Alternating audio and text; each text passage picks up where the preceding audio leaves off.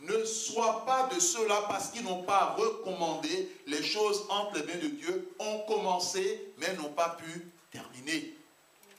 Ou bien ont investi mais n'ont pas pu retirer même un centime. Ou bien se sont engagés et finalement se sont rendus compte qu'ils avaient pris le mauvais chemin.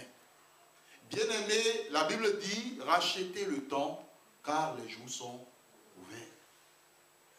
Ce n'est pas le moment pour un enfant de Dieu de perdre du temps au niveau de sa vie. C'est le moment d'être lucide.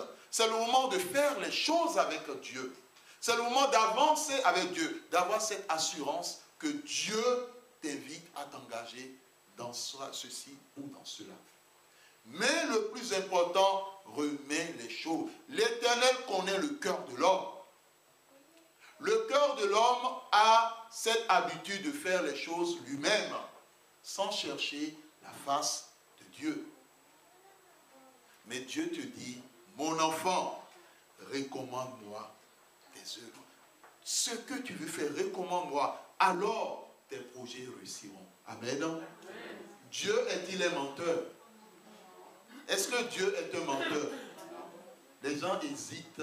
Votre nom est trop doux. Non. Non. Non. Dieu n'est pas un menteur. Balaam le sorcier l'a confessé. Dieu n'est pas un homme pour mentir.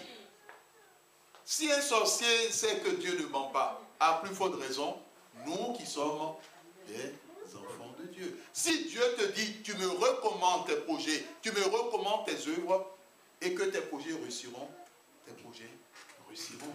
Amen. Amen. Bien-aimé, le cœur. Que dit la parole de Dieu au verset 5? Quelqu'un pour nous lire le verset 5. Tous ceux dont le cœur est orgueilleux font horreur à l'Éternel. Tous. Oui. Ils ne resteront pas impunis. Amen. L'humilité, le cœur. C'est l'orgueil qui nous amène à faire les choses sans Dieu. Ce n'est pas autre chose. Faisons les choses avec Dieu. Afin que par la suite, nous ne passons pas le temps dans les pleurs, dans les soucis, dans la tristesse. Même si des gens veulent que nous nous engageons dans des affaires avec eux, que ce soit par l'achat de X ou de Y, bien-aimé, cherche la face de Dieu. Il y a eu des personnes qui se sont engagées dans des affaires, ils ont mis des fonds dans des affaires et aujourd'hui, même pas un franc. Parce qu'on les a roulés.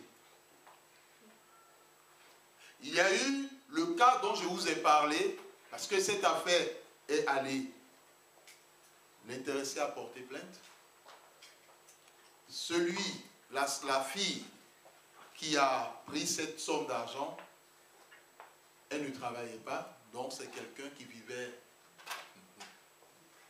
comme le dit, je ne sais pas si c'est La Fontaine, tout bon flatteur, Dieu dépend de ceux qui l'écoutent. Elle vivait de l'arnaque, de l'argent qu'elle prenait aux autres. Et donc, elle ne travaillait pas. On lui dit, mais comment tu règles la chose? Elle a dit, bon, au moins, elle ne fait rien, mais elle fera l'effort pour que chaque mois, elle donne au moins 50 centimes. Bien aimé, il fallait trouver un arrangement. Il fallait trouver un arrangement. Mais la personne ne travaille pas. Il trouvait à la somme. Il fallait trouver un arrangement. Nous avançons avec Dieu. L'Éternel est vivant. Et nous avançons avec lui. Bien aimé dans le Seigneur, ce qui est très important, quand l'Éternel te donne le feu vert pour un projet, il faut que tu sois en paix dans ton cœur.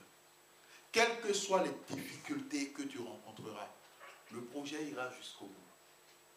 Quelles que soient les moqueries, le projet ira jusqu'au bout. Parce que c'est Dieu qui a bâti le projet. La Bible dit, si l'Éternel le bâtit, ceux qui bâtissent, si l'Éternel le veille, ceux qui veillent, veillent en vain. Recommande tout à Dieu. Dis, Éternel, je te recommande ce projet. afin que cela réussisse. Parce que tu m'as dit dans ta parole, si je te recommande mes œuvres, mes projets réussiront. Amen. Amen. Nous avons pris l'habitude de recommander les choses aux hommes. Combien de pourcentage de choses recommandes-tu à Dieu et combien de pourcentage de choses recommandes-tu aux hommes? Il faut faire le calcul. Il y avait un frère en Christ qui devait se marier. Il n'avait pas un franc. Mais par rapport à son projet de mariage, il a soumis cela à Dieu. Il a dit, Seigneur, est-ce que c'est le moment pour que je me marie? L'Éternel lui a dit, oui, c'est le moment. Bien-aimé, tu n'as pas un sou en poche, mais Dieu te dit, c'est le moment de te marier. Alors, tu fonctionnes comment? Et tu avances comment? La Bible dit que nous ne marchons pas par la vue, mais nous marchons par la foi. Dieu veut t'apprendre à marcher par la foi avec lui. Le frère a béni le nom de l'Éternel et le frère a cru en la parole de Dieu. Il a commencé à prier. Il doit se marier. Quand on veut se marier, de quoi est-ce qu'on a besoin?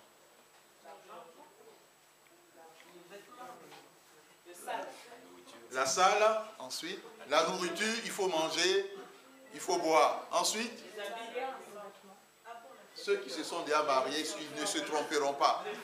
Ne donnez pas des choses, dites des choses, des fleurs, oui, les habits, hommes, femmes, les alliances, oui.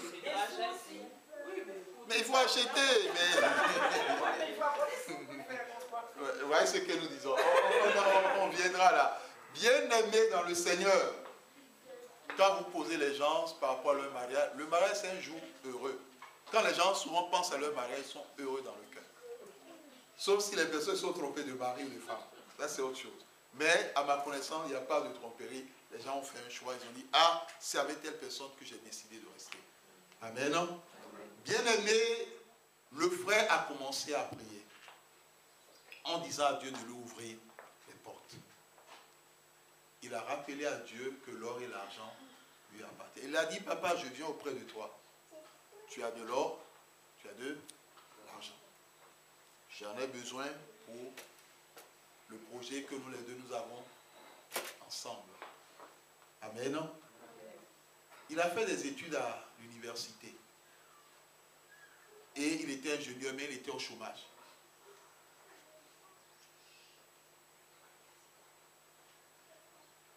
Il a continué à prier. Il avait foi en Dieu. Les semaines qui ont suivi, un de ses amis qui l'a appelé a dit, ah, il y a un projet d'une ONG américaine au nord du pays où il réside. Et qu'il a pensé à lui, est-ce qu'il est intéressé? Le frère a dit, mais est-ce que lui, il veut travailler? Et donc, c'est ainsi qu'il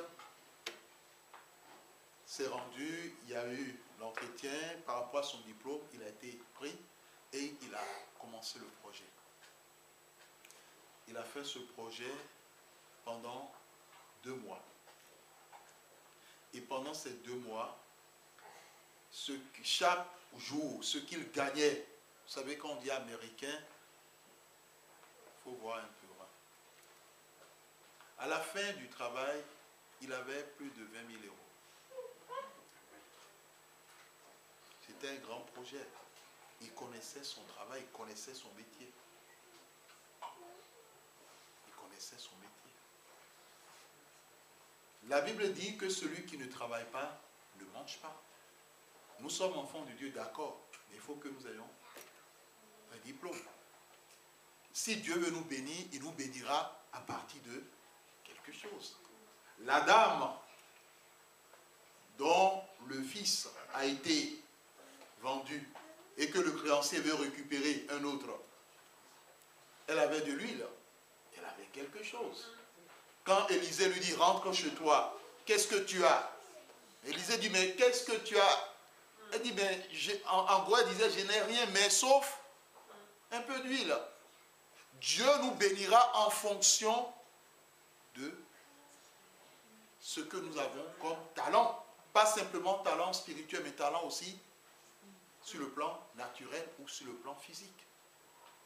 Nous, les parents, nous avons le devoir d'aider nos enfants pour qu'ils réussissent dans leurs études.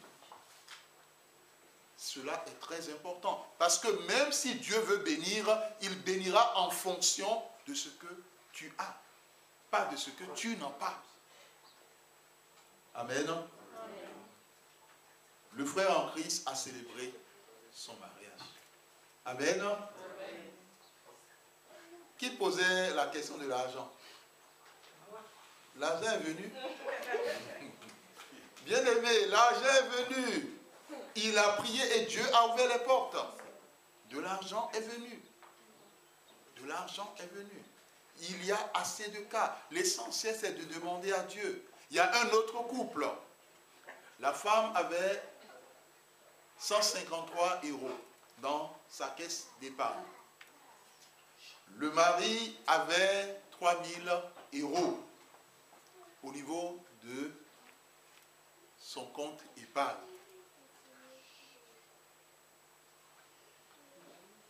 Les deux sont fiancés.